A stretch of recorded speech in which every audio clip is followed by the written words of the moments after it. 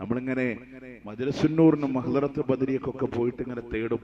ദാഹം മൗത്തത് കൂട്ടിടും, ഇബ്ലീസ് കൂസിനെ കാട്ടിടും, നേരം ലഈനവനാട്ടുവാൻ ബദരീങ്കളാൽ തുണറബ്ബന.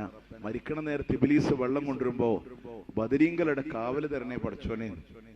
നിങ്ങൾ ആലോചിച്ചൊക്കെ, ബദർ യുദ്ധത്തിൽ പങ്കെടുത്ത ആളാണ് ഇബ്ലീസ്. ശത്രുക്കളുടെ ഭാഗത്ത് 300 ചില്ലാനം ശുഹദാക്കളെ കണ്ട് ഇബ്ലീസ് ഓടിയില്ല. പിന്നെ ഇബ്ലീസ് ഓടിയത് എപ്പോഴാണെന്നറിയോ? ആകാശത്തുനിന്ന് റബ്ബിന്റെ മലായിക്കത്തുകൾ അടരാടുന്നത് കണ്ടപ്പോ ഇബ്ലീസ് പറഞ്ഞൊരു വാക്കുണ്ട്, ഇന്നി അഖാഫുല്ലാ, ഞാൻ അള്ളാനെ പേടിക്കുന്നു എന്നാണ്. ആ ഇബ്ലീസ് പേടിക്കണ അള്ളാനോട് ഇബ്ലീസിന്റെ ഷർറിൽ നിന്ന് കാവൽ ചോദിക്കാനാ പറഞ്ഞേ. മജ്‌ലിസുന്നൂർ തെറ്റാന്ന് പറയാൻ. നിങ്ങളൊക്കെ നിത്യേന ഓതുന്ന ഒരു സൂറത്തില്ലേ, ഖുൽ അഊദു ബിറബ്ബിന്നാസ് മലിക്കിന്നാസ് ഇലാഹിന്നാസ് മിൻ ശർരിൽ വസ്വാസിൽ ഖന്നാസ് അല്ലദീ യുവസ്വിസു ഫീ സുദൂരിന്നാസ്. മനുഷ്യ മനസ്സിൽ ദുർമന്ത്രം നടത്തി പിന്മാറിക്കളയുന്ന ഇബ്ലീസിന്റെ ഷർറിൽ നിന്ന് ആരോടാ കാവൽ ചോദിക്കണ്ടേ?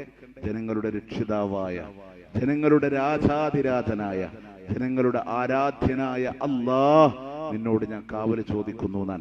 അതിന് വൈരുദ്ധ്യാണ് ഇവിടെ വന്നിരുന്ന് പറയുന്ന ബദരീങ്കളുടെ കാവല് മരിക്കണ നേരത്ത് ഇബ്ലീസിന്റെ ഷർറ് വരുമ്പോ ബദരീങ്കളുടെ കാവല് തരണേ.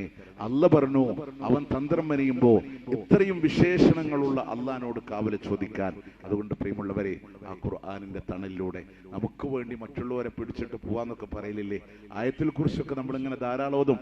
മന്ദല്ലദി യശ്ഫഉ ഇൻദഹു ഇല്ലാ ബിഇദ്നി, അള്ളാന്റെ അനുവാദം കൂടാതെ അവന്റെ അടുക്കൽ ശുപാർശ പറയുന്നവൻ ആരുണ്ട്?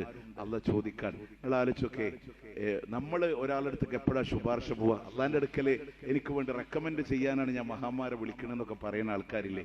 ഇപ്പോ എനിക്ക് പരിചയമുള്ള ഒരാള് വേറൊരാളോട് ഒരു പൈസ കടം ചോദിക്കുക, എന്നോട് പറയാ, നിങ്ങൾക്ക് അറിയുന്ന ആളല്ലേ, എനിക്ക് വേണ്ടി ഒരു 10,000 രൂപ തരുമെന്നും ചോദിക്കുമെന്ന് ചോദിച്ചാലേ ഞാൻ പറയും, ഈ വ്യക്തി എൻ്റെ സുഹൃത്താണ്, ഞാൻ അറിയുന്ന ആളാണ്, നല്ല മനുഷ്യനാണ്, നിങ്ങളൊന്നൊരു 10,000 രൂപ കടം കൊടുക്കുമെന്ന് ചോദിക്കണം. എന്തുകൊണ്ടാണ്? ആ മനുഷ്യൻ ഇയാൾ അറിയാത്തോണ്ടാണ് ഞാൻ എന്ത് ചെയ്യുന്നത്, ഇയാളെ പരിചയപ്പെടുത്തി കൊടുക്കണേ.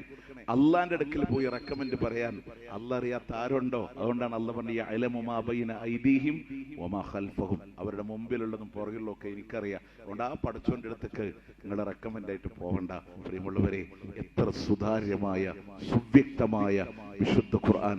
അള്ളാഹിനോട് മാത്രം തേടുന്ന ഇടനിലക്കാരുടെ ആവശ്യമില്ലാത്ത അമ്പിയാക്കളെ, ഔലിയാക്കളെ, മഹാരഥന്മാരെ ബഹുമാനിച്ച് ആദരിച്ച് ആരാധന അള്ളാഹ്ക്ക് മാത്രം കൊടുത്ത് അശക്തമായ ദീനിന്റെ കാമ്പിനെ മുറുകെ പിടിച്ച് ജീവിക്കണേ.